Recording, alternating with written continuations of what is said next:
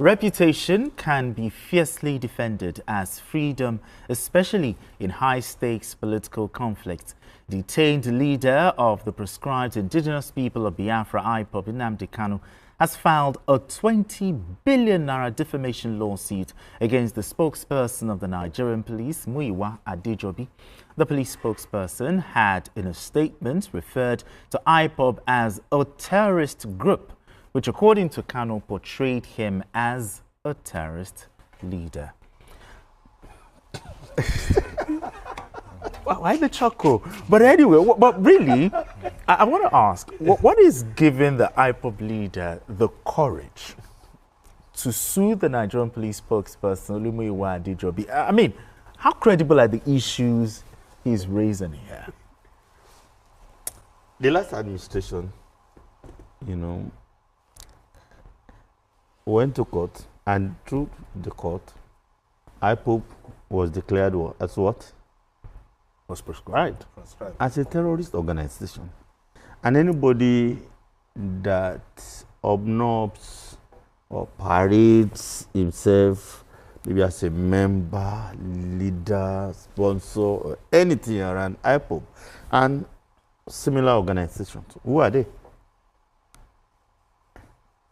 I'm sorry, maybe, I don't know the level of education of some people, but recently what happened to the Lakurawa, fellows, the court declared them as a terrorist. You don't need to be a member to be tagged a terrorist. You sponsor them, you obnob with them, you do business with them. Anyone that, hovers around Lakurawa and all other similar organizations, that's who they are. And unfortunately, that's our law. It's not the opinion of anybody. It's not about emotions. It's not about being nice or not being nice. Now, I think how much is he asking? 20 billion. 20 billion.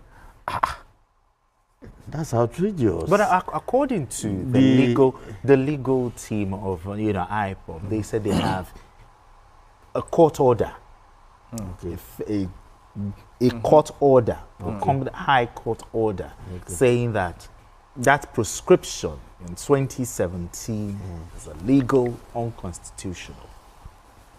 So that's what, on that basis, the IPOB leader is saying that what the police spokesperson said was wrong. What are your thoughts? By the laws of Nigeria, because it is gazetted. Look at the Lakurawa example I gave. By the way the country, in every country, the moment it is gazetted, you will have to go as far as maybe the Supreme Court to be able to expunge it.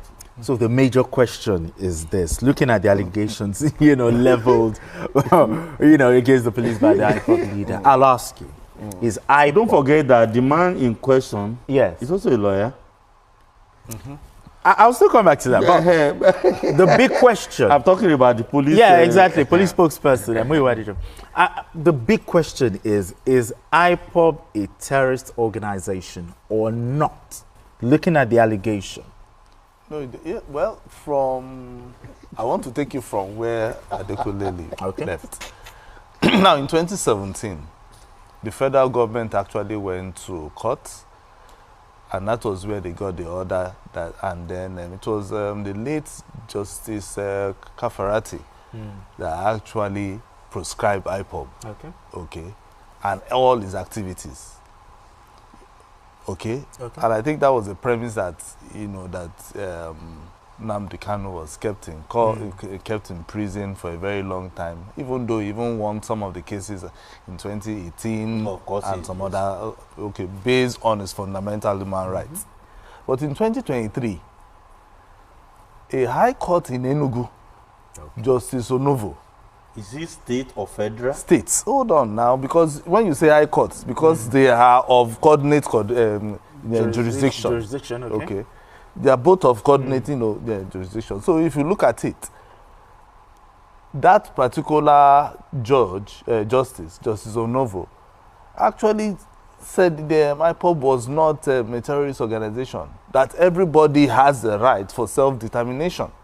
Okay. In fact, because I remember then, in fact, Nnamdi Kanu actually sued the federal government and the Southeast governors, whereby even the justice actually said that the federal government should even pay him and even write letters of apology to him, pay him 8 billion. That was in the judgment. That was in 2023. Over his abduction, no? No, that is it. No, it's over this IPOB matter. You understand? Okay, I'm listening. So now, for us, okay, why Adejobi is now writing this? Perhaps Nnamdi Kanu is now looking at this Justice Onovo's order. Okay.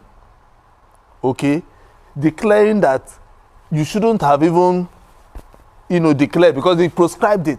That is what the order was. Okay. That he proscribed that IPOB is not a terrorist. Yes, that everybody has a right. So perhaps that is where Nnamdi Kanu is drawing his own premise from. Okay. And holding the fact that you can't call me a terrorist or anything that is linked to IPOB as a terrorist organization. Perhaps that is where he's drawing it. So, then where is the police spokesperson drawing his from? Now, the police spokesperson might also be drawing his own inference from the Federal High Court, which, just like Adekule is saying, yes, because terrorism is a federal matter. What we are talking about is that the federal government of Nigeria gazetted it that IPOB is a terrorist organization, Lakurawa a terrorist organization, and all other similar organizations. If you now like, you can go to your backyard, high court or anywhere and say whatever. There is no high court that can overturn the decision of another high court. But don't forget that they've gone to appeal court. No, they've gone to... You will now go to appeal court until it is overturned. But as of today, that is the law. The first one done by the Federal High Court. No. But when they went to the appeal court, was it set aside or? No. It was set aside. It was set aside. Adjourned. But there is no order yet. No order. So the appeal court has not sat. Has not sat on the matter. They've already gotten the final briefs from all the council. So it is left for them, for the appeal court to now fix a date whereby they will now say, okay, fine, whether IPOB is a terrorist organization, whether Nnamdi Kanu is, whether we will now say that Nnamdi Kanu is a terrorist leader or not. So you get. But was the police spokesperson wrong? Looking at things. No, it's not wrong. It's not wrong. It's not wrong. No, the laws of Nigeria being gazetted, IPOB is a terrorist organization until it is declared otherwise, not by any state high court. No, you will need to go as far as any other court. Higher jurisdiction. Like until when? So are you saying, Adekule, are you now saying that another person cannot take that matter to, because it's gazetted, another person cannot take it to court? I said you can go to court of higher jurisdiction. That is what I'm saying. The case is now at the court of appeal. Court of appeal, but there's no order yet. But the law has changed. That is the point I was trying to make. Everybody has a right to. We abuse the courts a lot in Nigeria. How would a federal court make this? And you are now going to state high court. But since our politicians do it a lot, why will everybody not do it? It's only done in Nigeria. No other place you do that. When you are dissatisfied, if a federal high court makes a decision, issues a decision, you go to the higher court. If you are dissatisfied, not going to your backyard, high court, another high court to now do something otherwise. So no. So the law of Nigeria has not changed. That's the point I was trying to in other words, Nnamdi Kanu suing the police spokesperson. How do you see this going? I see nothing. You think it's going to be thrown out? Because why not? Because you think so. It's going to be thrown out. It's a waste of time of the court. See, the law of Nigeria. The people you are talking about are not, ignorant people. I'm talking about the police. You get what I'm saying? Go to the police. Look at the hierarchy. So are you saying that the police have never lost a case? They've lost a case. They've lost several cases. I'm not talking about losing a case. So the thing is, when they go to court, the point I was trying to make is, they are in order to call a proscribed organization as a terrorist organization. The police based on the Gazette laws of Nigeria. What are your thoughts? But I keep saying it, and I'll say this, because if the High Court is of equal, level. Yes. Okay. And you're saying it was gazetted. So it is now the Court of Appeal that will decide. That will decide. You understand? Me, I'm not saying, to me, I don't even like what they are doing anyway, okay. or whatever their groups are doing, because it's none of my business. But my own is, if we look at what the law says, if the Federal High Court, whether it's states and it's federal, if they are of that level, the next thing they should do is to go to the higher court. So let the higher court be the one to interpret for us. See, okay, let them be the ones to interpret. Because the thing is, after the Federal High Court, those who went to the State High Court, it's just an abuse of the process. If you know you are so why didn't the best so approach would have been to approach the Court of Appeal that no, we are not a territory, and let the Court of Appeal decide, and that's a good one. In this case, you didn't do that. So the law of Nigeria still remains until the court of higher jurisdiction pronounces otherwise. He called it an abuse of court processes. Do you agree with me? Well, no, one thing about Nigerians is when they have issues, they go to another court. Yes. Okay. But for this, the first case was in 2017. I'm not sure that there will be any person who will be very irresponsible to have looked at a particular matter and say, okay, I want to go to court, to just for the court to decide. Yes. Whether if that court is of the same level. I keep saying it, if it's of the same level. Because I've asked several lawyers, what do you think? They said, which one is the last? Which order is the last? That was the one in 2017. Wasn't you say it was gazetted, fine. Yes. Now the second one also came in June 2024, and the last one from the government, I think, came in at maybe November 2023. Yeah, but the point we are just making is the statement from the police, calling them a terrorist. You're saying that is another based on the Gazette of the laws of Nigeria of 2017. It is another. So until when it gets to the appeal, fine. Until when they get to the Court of Appeal. To the Court of Appeal. Okay. We will now decide. Because I was happy that they even called them a terrorist organization because of their activities. Okay. There is no high court that has the power to review the decision of another high court. The moment one is decided, you are not happy, you move to the higher court. Okay. So what Azuko is saying, you are not talking about... No, that's what I'm telling you, that what Nnamdi Kanu is now referring and trying to sue the police is because of that order. The order. You cannot say no. No, it is when they now get to the Court of Appeal. The Court of Appeal will now tell Nnamdi Kanu, oh, no. You went to the wrong place. That is abuse of court process. Okay. You should have come to us. But that does not invalidate the laws of Nigeria. But the defamation suit... that has not invalidated the laws of Nigeria. But the defamation suit by the IPOB leader, how do you see this going?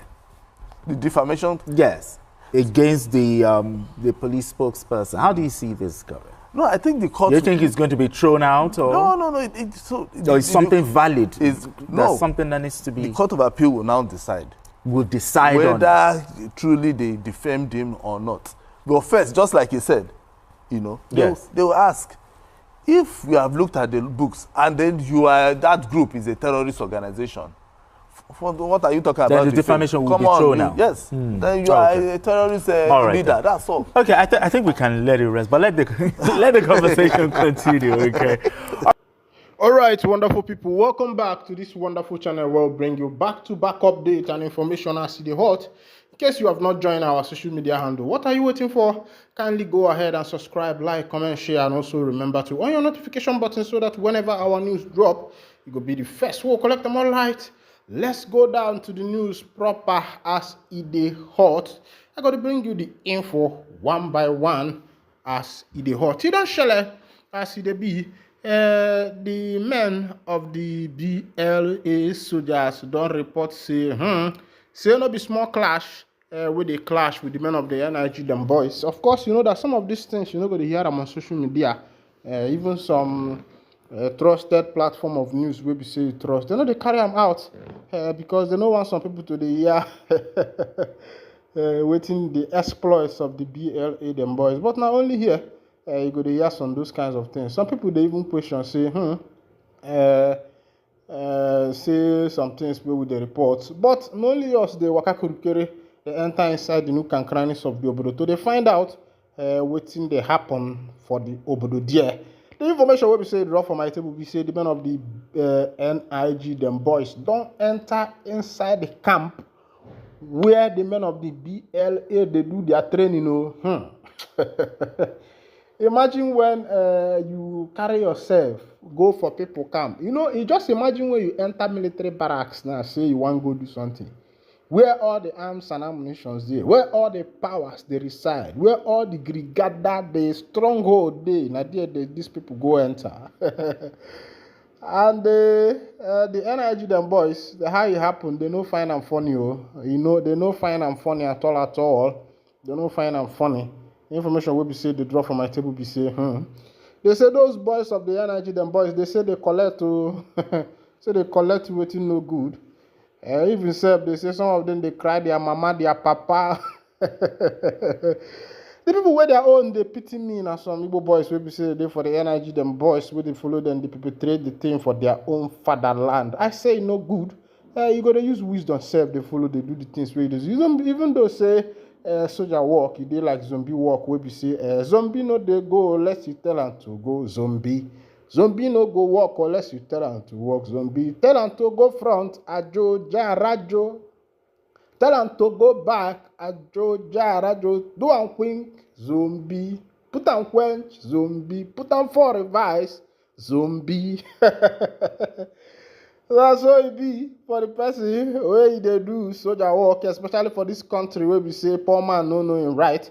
Of course, they say that the court is the hope of the common man, but for Nigeria, the court is the hope of the rich man, because the rich man can use his money and buy your judgment, and that is why the reason is because our leaders has put us in a poverty-stricken position, whereby they are using poverty as a weapon to manipulate the poor masses. Had it been that the government make availability for everybody to become equal, for example, as a poor man, the government has built their houses and you can be paying by mortgage to live in a home, and your hustle will make sense, but it's not like that in the country of the African man. That's why our people, they run to US, they run to Canada, they run to Europe, they run to Britain to go there and reside. Even some of these our so-called politicians, where they pack our money, they dump them for bank for all these foreign countries. Go to Switzerland, now the African money, Switzerland no they produce anything, they are just bank. Switzerland has the best bank in the world, and that's just the business they have, and they are using the money they are using there is the African man's money. In the regime of Abacha, we had that he was moving at least $30 million every week to foreign banks, and it's a command, and you could imagine such kind of military government whereby such things are happening, and this money have been moved to foreign accounts, and the white man is using the money to develop his country. Imagine as far back as the 60s, the 70s, the 80s. You could imagine as far back as that time that someone is moving about $30 million every week from the central bank. As at this time, Naira was equal quarterpos to US dollar. US dollar does not have any meaning at that time. It was when they introduced the evaluation of our currency that our people started devaluating our currency. That's when we started moving from 100 Naira to 200, from 200 to 500, from 500 to 1,000. 1,000 came into this country around 2005 or thereabout. That was when there was introduction of the 1,000 Naira note, and our people was thinking it was going to be better for them. At least they will be able to carry much amount in a small, you could carry like 100,000 in just by 100 pieces, without knowing that what the bank was doing is what is called devaluation of the currency. They never knew that. Go to places like Guinea-Conakry, Guinea-Bissau, you will see something like 20,000 Guinea franc in one note. Go to places like Somalia, where their currencies have been so much devaluated that you could even carry Somalian currencies in a wheelbarrow just to go and purchase a fan or even a television. You will carry the Somalian currency in a wheelbarrow. It's just that the African government and those who are managing the governmental activities, the government mercenaries, should I say they are daft? But let me not just put it that way, but I will say that they lack wisdom and they do not love their country to take their country to the next step. And when people like Mazi Nnamdi Kanu Amadike, one of Ndigbo, comes up, to do some exposure on these things, and that's why you see that the politicians hate him, especially the Igbo politicians, the Southeast politicians. There was something Sowore said. He said that the genesis of Mazi Nnamdi Kanu's problem is not even the Yorubas, it's not even the Hausas. It is his Igbo brothers, his Igbo politicians, his Igbo governors, who felt that Mazi Nnamdi Kanu's exposition to the evil that is being committed in the southeastern part of Nigeria is going to jeopardize their effort of, embezzling money, their effort of, moving into the government, buying the government wholeheartedly. Of course, you know that a lot of governors in the southeastern part of Nigeria bought their office. Is life something? They bought their office. For example, somewhere around the southeast, if you are going to places like, if you are passing through Imo State, where the governor there was fourth in position and ended up becoming the governor of the state, and the people were not happy. You see all these things, you find out that these people bought the office with their money. When you hear things like, it is my time, and the Yoruba language is translated as Emilokan, you know what is happening.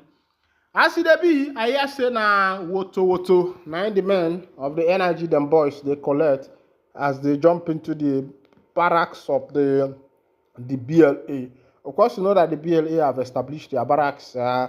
It is yet unknown to everybody, but it is known to some. People like me don't know where it is located, but we are always handy with the information that is happening around there, because our work is to bring you information back-to-back update as it happen, make you see what's in the happen. Other information, our brother, whether they call Speed Darlington, his stage name na Akbenwa Mama. They say Speed Darlington breaks silence after release, send note of warning. Nigerian controversial musician Darlington Achakpo Okoye, popularly known as Speed Darlington or Akbe, has announced his return with a cryptic message. Taken to his Instagram page on Thursday, January 23rd, 2025, Happy posted a video of two bulls and captioned it simply, "I am back." In the video, he can be heard saying, "Two bulls fighting, one step back. It's not running away. It went back to gather energy and launch back with bigger banger." In a follow-up post, Darlington posted a picture of Lego practitioner Mazi David Ihoma Esquire appreciating him for his support. The singer then hinted an upcoming Lego battle with Ihoma on his team as his defense counsel. He said, "Thank you, Mazi David Ihoma Esquire. We're going all the way. They must pay me for violating my human rights 300 million naira. We will drag them more than Stanley. And I dragged that bank that violated me 2 years ago." Recorder Speed Darlington recently regained his freedom after almost 2 months in Kuje prison. This was after he admitted to a 20 million naira bail last week by a federal high court in Abuja. Confirming his release, the singer lawyer Stan Alieke shared photos with Darlington on Instagram. Alieke said Darlington's legal representative will be seeking redress against the Nigerian police following their client's illegal incarceration. Also recalled that Darlington was rearrested on November 27, 2024, while performing at a show in Owerri, Imo State. The Bangadank crooner was accused of cyber-stalking Grammy Award-winning musician Burna Boy. This particular social media banger is between Burna Boy and our Speed Darlington Akbe. Remember that the first time Akbe was arrested, That was before the Prime Minister of the Biafra Republic government in exile, Mazi Simon Ekpa, was taken by the Finnish government. He gave an order, ultimatum, that Akpi should be released, and immediately Akpi was released. And that's to show you the power of Mazi Simon Ekpa. All right, this is where I'll be winding down the curtain. And if this is your first time of joining us on this wonderful channel, kindly go ahead, subscribe, like, comment, share. And also remember to on your notification button so that whenever our news is dropping, it will be the first we'll collect them. Thank you for listening. God bless you.